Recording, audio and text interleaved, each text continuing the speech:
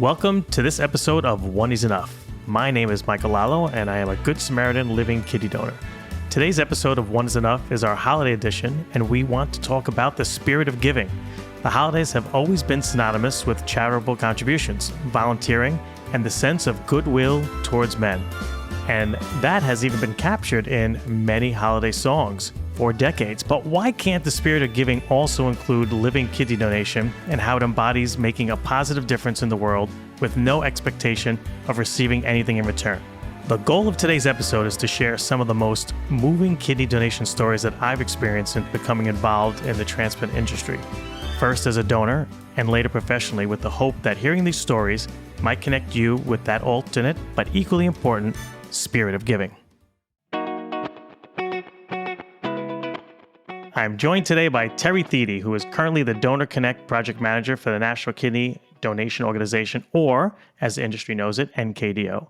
In her role with the NKDO, Terry connects individuals who are considering kidney donation with living kidney donors, providing them with support and guidance and sharing their personal experiences.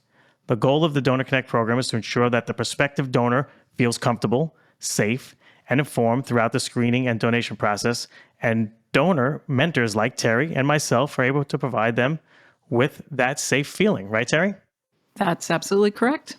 In addition to her role with NKDO, Terry is married, and her husband's name is Brad, and I had the pleasure of meeting him several times.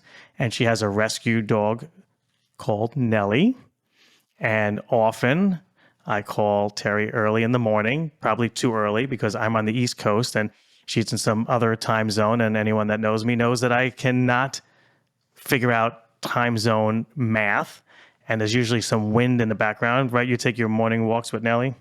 That's correct. And I'm only in the central time zone. It's only 1 hour, but it does seem confusing for you at times. It is. It is only 1 hour. Is it forward or back? I am 1 hour behind you. 1 hour behind me. I'm never going to be able to figure that out. You also have 3 adult children, right? And they all have rescue dogs or pets? Right. They all have a rescue pet. The 2 boys have dogs, and my daughter has a rescue cat. Oh, you guys are such a giving family. When you're not working towards normalizing living kidney donation, Terry enjoys cheering for the Minnesota sports teams, and you also love to travel, I assume with Brad, right? Yes, it usually is with Brad, although sometimes with work, it's not with Brad, but it is with Brad usually, yes. So I'd be remiss if I also didn't say that Terry is a close, dear personal friend of mine, and I am absolutely thrilled to have her on this episode of One is Enough for the season of giving. So Terry, thank you very much for taking the time to speak with myself and the millions of listeners that the One is Enough podcast has. Yeah, that millions thing is a bit intimidating, but hey, we need to get the story out. If you keep saying it, one day it will be true. So that's why I keep saying it. So you may have noticed that I did not include Terry's kidney donation story as part of my introduction. So I was hoping that to start us off, that you would share your donation story with us, since that event is what is responsible for you actually being here today. That's correct. So I actually was scrolling through Facebook in December of 2016 and saw a story about a little boy in Eastern Kentucky who needed a kidney. And I've always been a blood donor. I've been on the bone marrow registry for a few decades now.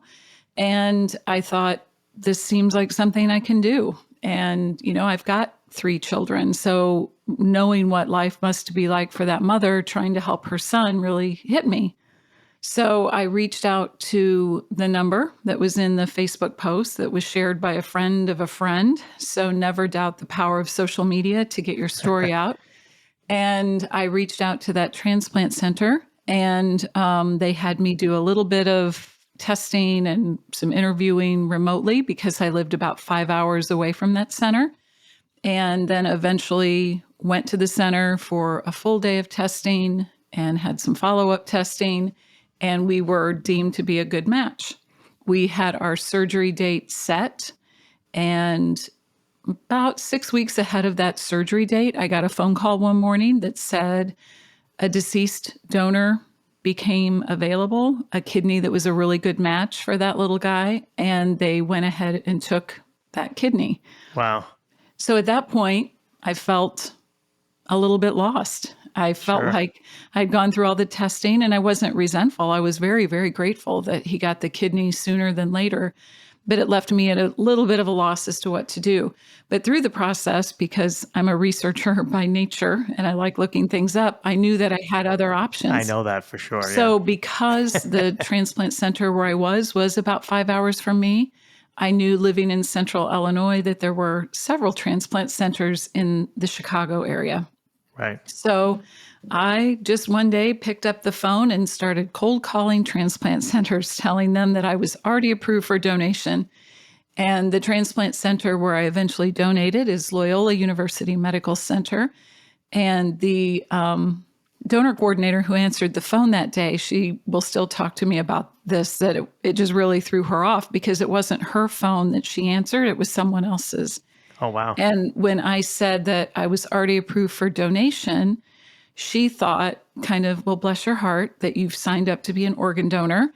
And then when I explained, no, like I've already been like, I'm approved to be a living donor. She took that to the team and then they brought me to Larry. I went to Loyola, went through a little bit more testing. Most of the testing transferred over. But then they gave me the opportunity, do you want to proceed quickly? Will you allow us to put together maybe a longer chain? At the time, Loyola University was not part of the National Kidney Registry. So they were doing matches on their own. Right. So I opted for option number 2, let them put together a little chain.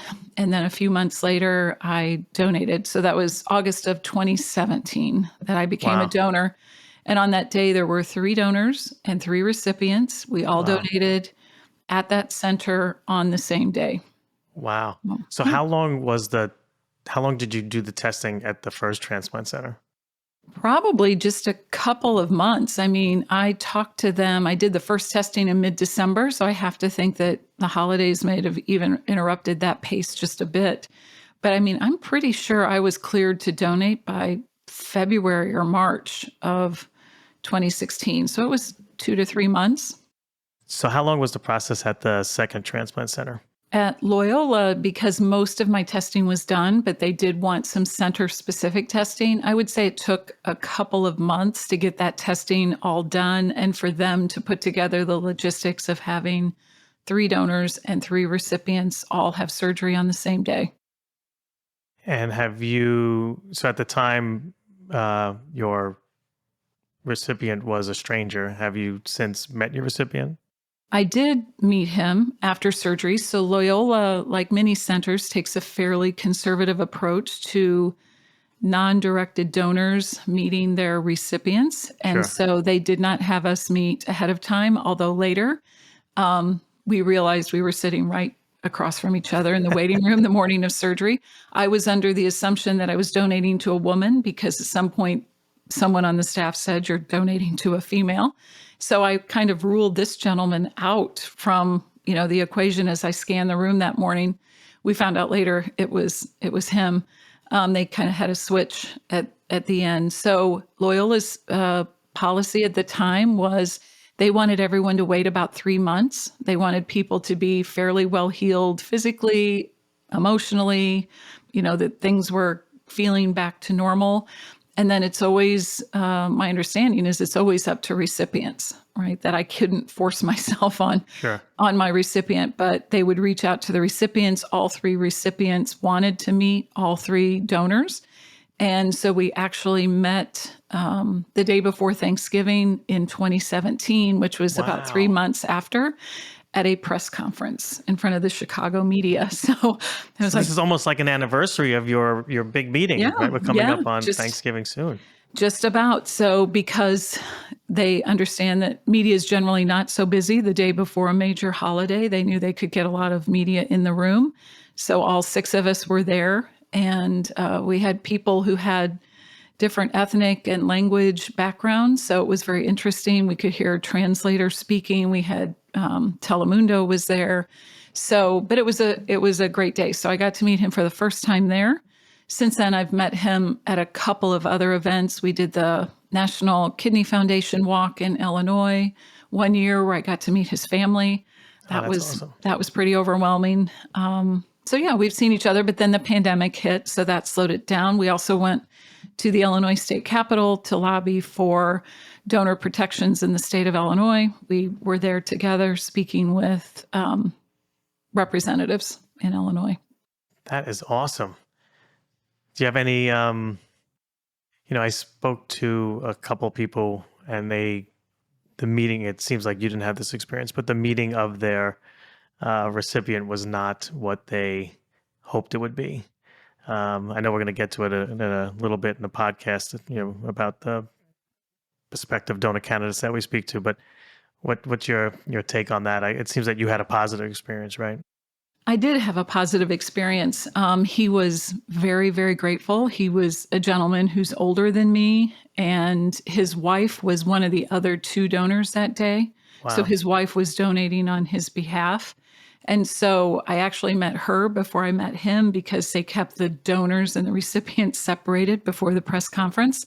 But we very quickly put together who had donated for who. So we kind of had our emotional moment. And as both of us being donors, we both recognized, what recovery was like. We still stay in touch. I actually probably interact with his wife more than I do him, just because he doesn't enjoy social media, and we kind of stay current that way with I do with his wife. So yes, it was a great experience. He was exceptionally grateful. He had not had to go on dialysis. He would have been on dialysis by the time our surgery occurred had they not known my kidney was coming. So that was kind of a great feeling. He was very grateful to have not had to go on dialysis. He Wow. is a veteran who contracted, or not contracted, he had kidney disease as a result of his service and Oh, wow. exposure to Agent Orange. So he was, this kind of snuck up on him, and he was very grateful that he was able to not go through dialysis. Wow. That's amazing. Obviously, you wanted to help anybody, but that your kidney went to a veteran, I think is even more impactful. It was kind of funny. One of the things he told me when we met, he's like, I feel like you should get all the veteran benefits. Like you should get a good parking spot, and you should get discounts when you go out for dinner and all those things. He goes, you're a veteran as far as I'm concerned. So that was very nice of him to say. Oh, I wonder how the government would view that. You're like, listen, my organ is traveling around in a veteran. Can I, walk in and get, to one of the veterans hospitals and get care there? Well, Yeah, your it's organ an will. interesting thought for sure. So So, anything else you want to share about your specific story? no, I mean, I was just very grateful for the care I received at both centers. I mean, the original center who cleared me for donations said they could have put together, found a donor for me as well. It just seemed to make sense for me to be a little bit closer to home, and knowing, the quality of the Chicago transplant centers that I spoke with was very high. I didn't have any reservations about moving. And I was trying to look ahead, for my family. Being 5 hours away was going to be tricky, but I was willing to do it. But then when that little boy no longer needed my kidney, it seemed to make sense to stay a little bit closer to home. So, he is, doing really well. We're 6 years out from that donation. His wife is still doing really well as a donor. So there is nothing about the experience that I would have changed. So, you mentioned that Loyola at the time was not part of the NKR, but I'm happy to report that they are now an NKR center. I don't know exactly, unless you do, I don't know exactly what year that they became an NKR center. Hopefully, this is not a touchy subject, but because you didn't donate at an NKR center, you weren't afforded the protections and supports of Donor Shield.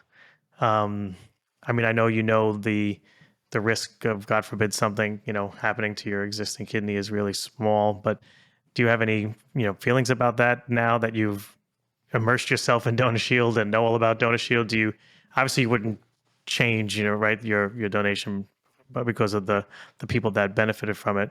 But I don't know. Can you just speak to that for a minute? Yeah, I mean, I think that's why a lot of the donor mentors who mentor in the program that I help manage do that work because we didn't receive the protections that might have been available to other donors. I don't resent, I didn't know what I didn't know. Loyola Sure, was just barely rolling into the sure. NCARE at the time, so it was very new for them as well. But I do feel there's value in those protections. And if given the opportunity to donate at a center that provides you with those protections versus one that doesn't, I would definitely think long and hard about making your decision based on that. I did have some protections available through NALDAC, which is another organization that provides protections. They're different. They're not as deep and comprehensive as what's Right. provided by the NKR, but they did provide a little bit of financial relief for the travel involved with going to Chicago on a few different occasions. So yeah, I mean, I would definitely. It's easy when you're wrapped up, especially if you're a non-directed donor. Well, I guess either way, whether you're directed or non-directed, that you just want to do it, right? It doesn't matter. I'm never going to need a kidney. I'll figure out how to make the finances work, or it's okay if I fly 6 hours to get to a particular transplant center. All of those things look very different post donation, or they can. And that's where sometimes people are like, this is going to be really hard to do my follow up care 6 hours away, or Right. this was a little more difficult financially than I thought it would be. So that's why, as a mentor, I'm very grateful that we can share what those protections are with people. It's always up to individuals to make the choice whether they want Exactly. to travel or whether they care about protections or whatever, but at least they're available. And I think that's where the real value from the NKR comes. I mean, the science they use is phenomenal. I mean, from a matching standpoint, but the level of protections that they provide to donors are unmatched.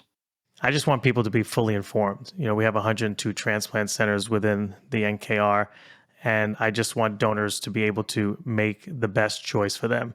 So please don't tell my CEO that I said this. I mean, I want people to donate. And if it's at one of our 102 transplant centers, then great. That's fantastic.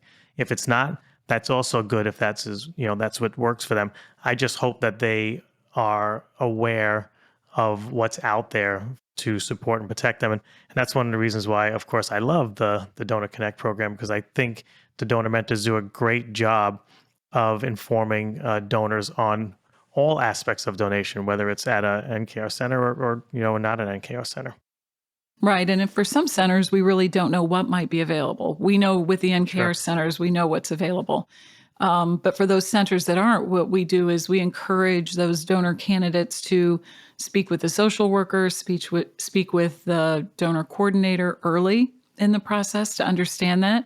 I think sometimes a donor candidate can be a little concerned about raising those issues early, but it's early where the donor coordinator and the social worker can be of the best assistance by making sure that the protections that that candidate needs are in place, whether they're through the NKR, whether they're through another organization. So, yeah, I think that's where the benefit of having a donor mentor comes in, is it encourages those donor candidates to help advocate for themselves early in the Sure. process.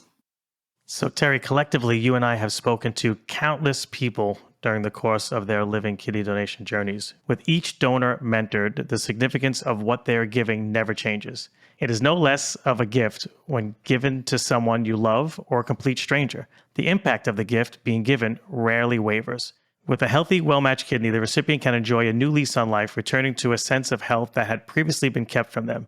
So, what is unique to each donor is the why. Right, Terry? How many times have That's you been correct. asked why? That is More very times than you correct. could Yep. to Yep. count. Um, what prompted them to give this gift in the first place? So when I invited Terry to be a guest today, I asked her to come prepared. I gave her homework, right, Terry? That's correct. I'm ready. I wanted to know some of your most memorable and spirited donor stories that you've been involved in or that you could share with us today. So are you ready, Terry Thede, to share some of these stories at this most giving time of the year? I am. I am. I have two wonderful women that I interacted with, and I would love to share a little bit about what brought them to donation. So chivalry is not dead here on One is Enough. I am going to allow Terry Thede to share one of her stories first. Great. So the program, the Donor Connect mentoring program, just started in early 2021. So it's a relatively new program, although this year we will have reached out to more than 40,000 individuals. And so this woman who I became connected with in December of 2021 was relatively new to the program. So we were still kind of figuring out our way. And this woman was very, very interested in, she wanted to help her son. Her son had had a living donor transplant at a young age. I believe he was a young 20-something when he now needs his second transplant. She knew as his mother that she was not a match to him because of blood type incompatibility. However, she was still desperate, right, to help her son.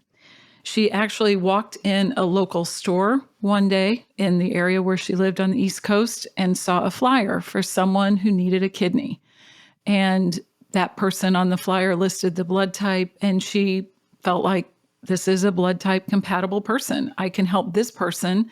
And maybe karma, powers, God, whatever you want to believe in, Right. would bring that same kind of help to her son. So she basically wanted to donate to a stranger in the hopes that something would go right for her son and he would get a Wow. kidney from a stranger as well.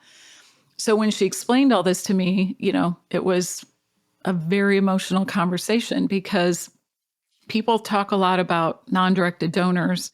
And I think Mike and I both fall in that category that they could never just give a kidney to a stranger.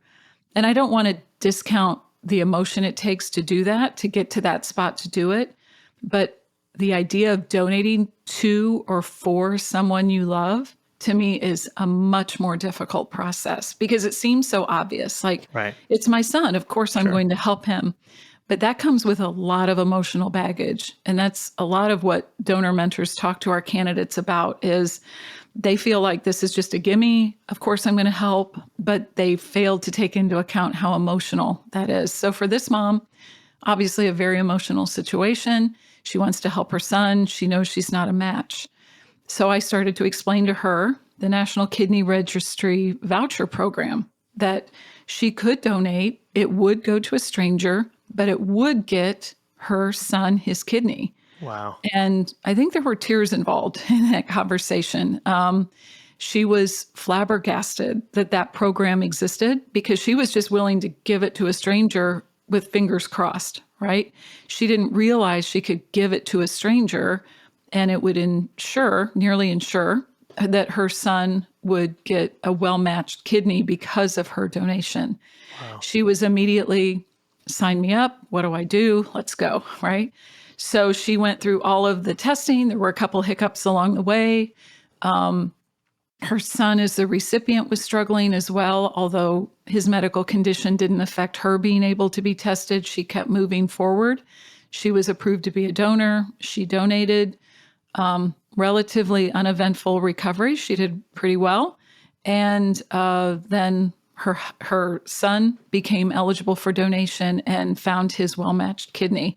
So that happened just last summer, summer of 2022. I'm sorry. Wow. So it all moved relatively quickly for them once they knew about the voucher program, and they were at a very well-equipped, very high-performing National Kidney Registry Center. So they were able to keep both of them moving well through the process. So the voucher program was that answer to her prayers, right? Absolutely. Wow. Absolutely. And she wasn't aware of that until she spoke. You were the donor mentor, right? I was her so donor mentor. She wasn't aware of that until she spoke to you.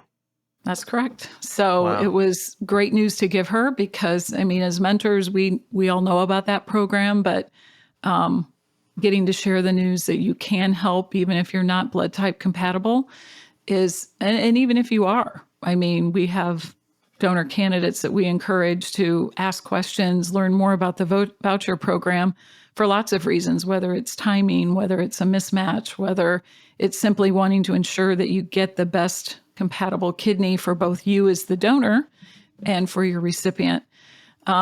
So they had that last summer and fall. He received his kidney, and I just reached out to her recently, which was kind of odd because I had just been thinking about her a lot and about the situation they went through, and reached out to her just to see how they were doing. And she shared that her son had a new job, he was stable, Wow. he was engaged to be married. And then it was a couple weeks later that you asked me, like, hey, do you have any stories you would like to share? And I'm like, now I know why she came to mind, right? She came to mind, and then I reached out and said, "Are you okay if we share this?" And she was absolutely okay. She's very grateful for what the voucher program did for her and her family and her son, and to see him just transformed has been, a wonderful event in their family. I'm sure you don't view it this way, but you literally are like her angel, angel of information.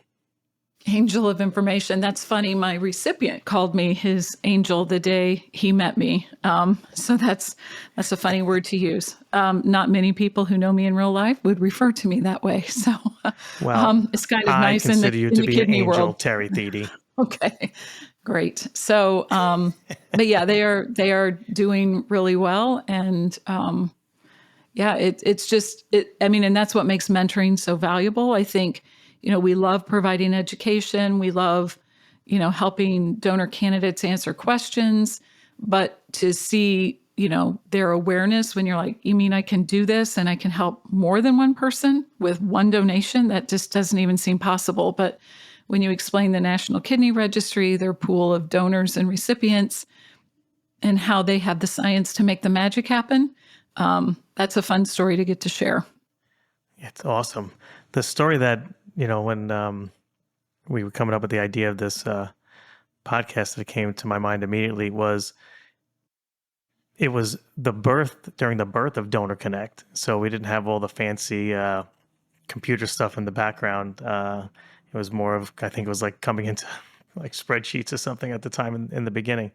But I met a couple at One Police Plaza. The husband works for the police department, and their name is Shannon and John Mulroy, and they're okay with me sharing their information. She's a huge advocate for organ donation and living kidney donation, and their daughter has FSGS, I believe, and needed a kidney transplant, and the parents could not donate to the daughter. And ultimately, I believe it was a neighbor who donated directly to their daughter. So I came, I think, into the picture. I think it was either right after the donation, if I'm not mistaken. And I was talking with them about the NKR. I didn't work for the NKR at the time. I was, working with actually your organization, NKDO. And I was just explaining to them about the voucher program. And they said, "What?" They had no idea that the voucher program, even existed. And, the mom was like, "I would have done that. I would have done that." I said, "Well, your daughter's young and she might, unfortunately, but she might need a kidney, in the future. We have a program now called the Family Voucher Program, and you could donate, into the NKR and name her as one of the family voucher holders. And that's okay because she's not in imminent need of a kidney, right? She has a kidney. She's healthy. It could be 20 years, hopefully before she ever needs a kidney." And the mom was like, "What?" She's like, "I could do that. I could donate to a stranger today, and then in the future, my daughter could benefit." And I said, "Yeah, absolutely." So why I chose this story, because it's, you're a parent, I'm a parent. There's probably millions of parents, listening to this podcast, but it really hit home of, what, parents would do, to help and save their children. And Shannon and John both got tested to be family voucher donors within the NKR, and Shannon beat John to the finish line, and she donated first and named their daughter with as one of the voucher holders, and then John subsequently donated. So their daughter has two vouchers. So I would basically will say set for life. I mean, she has a living kidney now, and then God forbid she needs one in the future. She'll be able to activate one of those vouchers, and then she still has another voucher. So I just thought it was so amazing that these parents learned about this after their daughters kidney donation and went forward, of course, wanting to help a stranger, but then also securing their daughter's health basically for the rest of her life. And I'm like, what better giving story, could I come up with as that? And I had the pleasure of, we'll say, sort of being their early on donor mentor before we called ourselves mentors. I think we just were like kidney buddies or something like that, or people that talk to people who were thinking of donating their kidney.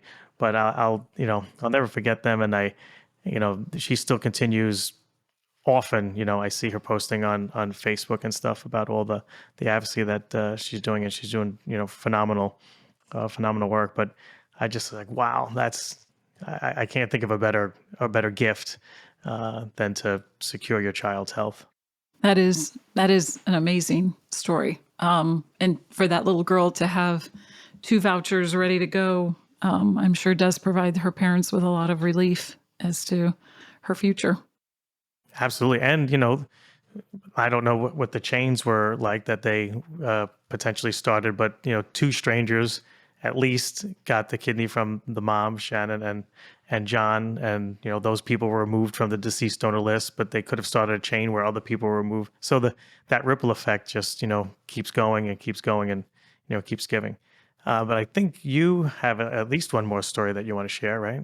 I do. So, very early this year, like in the first week of this calendar year, I met a woman who was interested in donating to a stranger.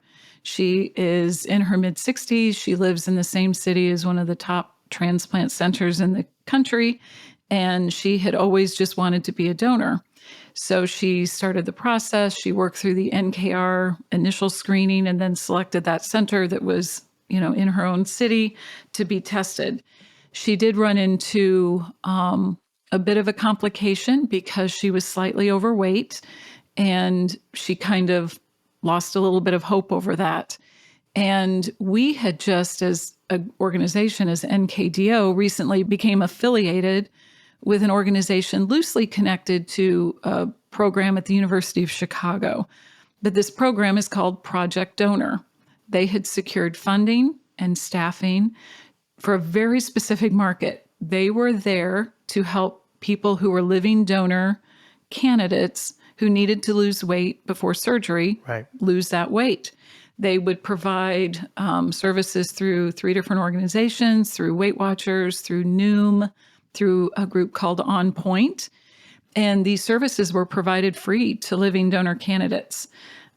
They would provide coaching service. They would stay in touch with the donor candidate. They would work with their transplant center if the transplant center wanted that interaction. So when I shared the ability for this woman to reach out directly to this program, she was thrilled because she was getting ready to start on one of those programs on her own to pay for it out of her own pocket, which, it was not a financial barrier for her. But the idea that there would not just be the program, but someone who would also be helping her through the process, checking in on her, was just invaluable. So I think her goal was she needed to lose 20 pounds. She's an overachiever, so she went ahead and lost 25. And through the process, her transplant center knew she was working with this program and kept tabs on her. And once she hit her goal, then she proceeded with her testing. She donated just this fall, late this summer, this fall. Through that process, she also became aware of a family friend who needed a kidney. His situation was a little more complicated because he is also a veteran. So she was able to name him as a voucher holder. So she hopes at some point that her donation would be helpful to him. So, this was a really cool story because this was a woman who was 65 years old when she decided to start this process. So I think for some donors, it's always something that, they've been a blood donor, they've been on the bone marrow registry. And when they hear about the opportunity to be a living kidney donor, it just makes perfect sense, right? If I can do this, then I'm going to do it. And just because she was 65 when she made that decision, it didn't keep her from moving forward. And not just moving forward, but moving through a fairly substantial hurdle of losing weight and staying committed to keeping it off, because the program she works with doesn't just get the candidate to wait for surgery. They support them for a year after the surgery. So that Project Donor program has been instrumental in leading to several donations. In fact, one of our mentors was mentored by another mentor who referred her to that program. Mentors are She lost everywhere. weight. Right. We've got like mentor grandparents now. So one of our mentors actually was a beneficiary of the Project Donor program, Wow. lost weight to donate, and now she's mentoring other candidates. So it's an amazing program. It's a wonderful team to work with. My understanding is I think the National Kidney Registry might start doing a deeper integration with that program to help people who need to lose weight in order to be able to donate. I think we are down that pathway. Yeah, we're speaking with Project Donor and trying to offer it to people who have been ruled out due to BMI to give them a free service, an opportunity to donate, just like in the story that you just described. Right. So she has been a delight. She was passionate about wanting to be a donor. She was joyful because the center where she donated is, like I said, a very large National Kidney Registry center.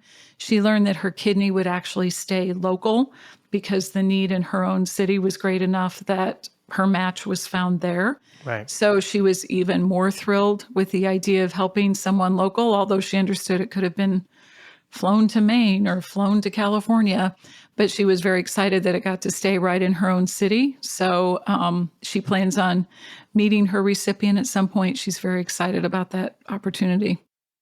Wow.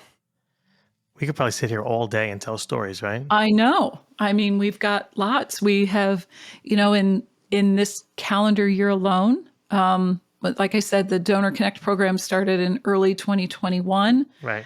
And last year, we were part of almost 200 donation stories. There were mentors associated with almost 200 in 2022. Wow. In 2023, we estimate that number to be 650. Wow. So our Donor Connect team has talked to people through 650 donations. So, yeah, the stories just keep coming. And some of them are based out of sadness, based out of loss, and wanting to honor someone who couldn't get a transplant or couldn't be a donor. And some of them are just, this is something I've always wanted to do. And when I found out I could, it seemed like the perfect time. So people come to donation for a lot of reasons, and we're just here to help them understand that it's normal. So as someone in our organization shared, sometimes somebody doesn't know another donor.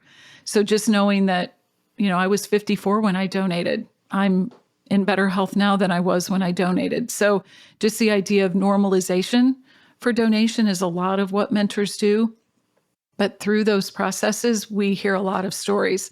We're often on the list of people. I've gotten text messages from hospital rooms where it's like, I did it. I'm part of the One Kidney I've Club. gotten those from the recovery Yeah. room. They take a selfie and they're like, I'm done. Yeah. Yeah. So you definitely become part of their story in a really big way. Some people just want to talk to a mentor once, and then they only want to interact with their transplant team. That's perfectly fine. And some people stick with their mentor to the very end, and Sure. they end up meeting their mentor. I've met several of the people that I've talked to through donations. So it's a great opportunity for donor candidates to get connected to someone who's done what they've done. Because while centers are very, very highly skilled in transplant, they don't often have someone who's gone through the process available for their donor candidates. And that's the role we fill. Well, I'm not sure if you listen to our other podcast, but we do have one from Kari Reincourt. You know who that is, right? I do. I do. It's one of the very few, medical professionals who ended up donating her kidney. And we did a great interview with her. I think it's called like Donation 101, something along those lines. But it's another one of our fantastic selection of podcast episodes that are out there.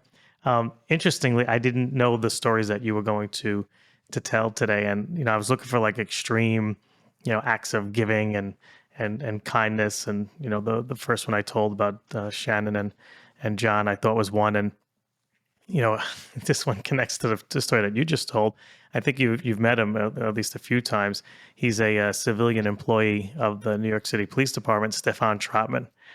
So this was to make the story short, but he's a gentleman who was very obese, very, very overweight. And he lost over 200 pounds so he could donate to a stranger. He was a non-directed donor. And he is such a remarkable person, has kept the weight off and runs and all that kind of stuff and still looks healthy. And he's like, skinny as a rail when I see him. But he was so moved by the act of giving, and he was sort of, in a sense, crushed, that his weight was preventing him from helping someone. And I just, the dedication to lose, not just 10 or 20 pounds, but to lose over 200 pounds so you can have a procedure to, to get an organ removed from your body so you can give it to someone else to help them out, I just think is remarkable. So that's my second story, Stefan Trotman, who I would say went to extremes. Talk about, I'm still amazed by it, to the fact that he, did that, dedicated himself, and stuck with it and had a very success. And actually, he's a double donor. That's right. I was just going to ask that. Isn't this the gentleman who ended up being a liver donor after he was a kidney donor? Yes, he was so, moved by the whole process and how it made him feel, internally, spiritually, I guess, if you will, that he looked into, donating his liver, which is called a double donor. They're very, very rare out there. And he ended up doing that as well. And he's doing phenomenal, doing great. Yeah, we actually, 2 of our Donor Connect mentors are double donors. So while there's not a formalized program for mentoring people who are considering living liver donation, we do have a couple of women who've done that who are, like to be asked, but often I think they've always ended up speaking to people who want to ask them about liver donation. Now, they were both liver donors like Stefan. That's the most common path, is you donate your kidney, then you donate your liver, although it can happen either way.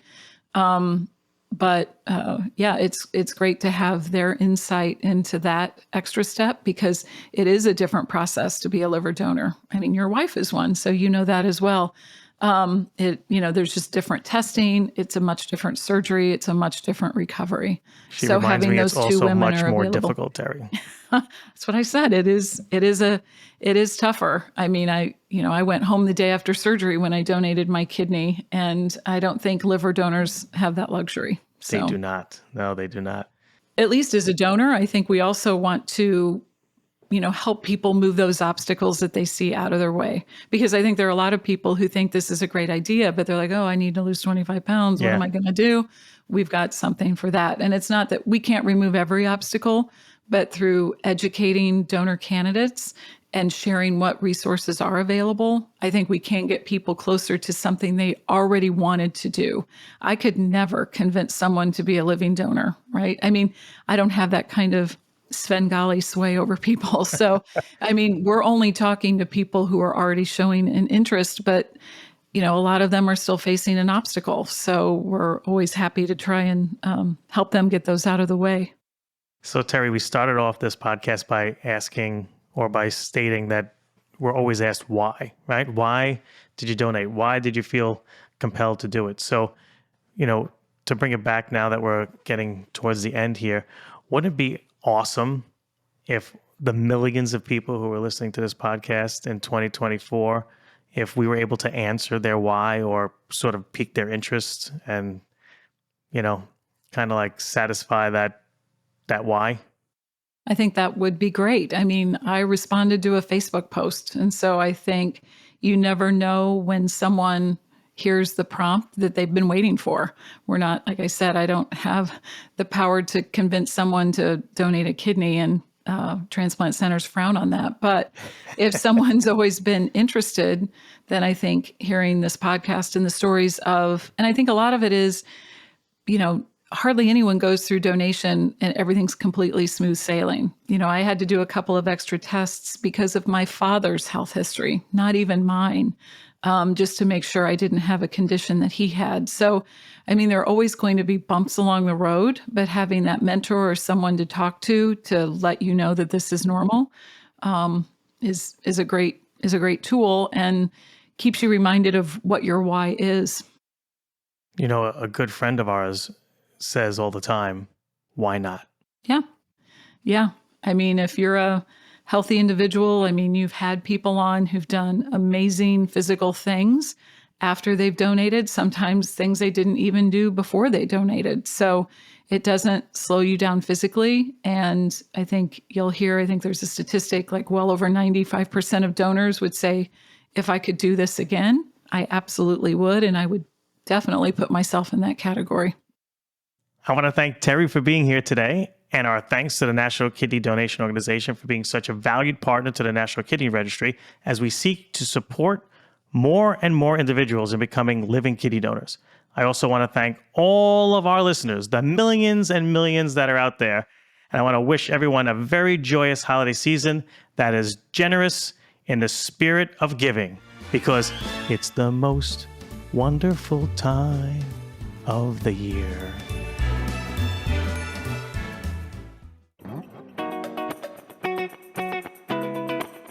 As always, if you are looking for more information on living kidney donation, or you'd like to start the process of being screened as a potential donor, please visit kidneyregistry.org.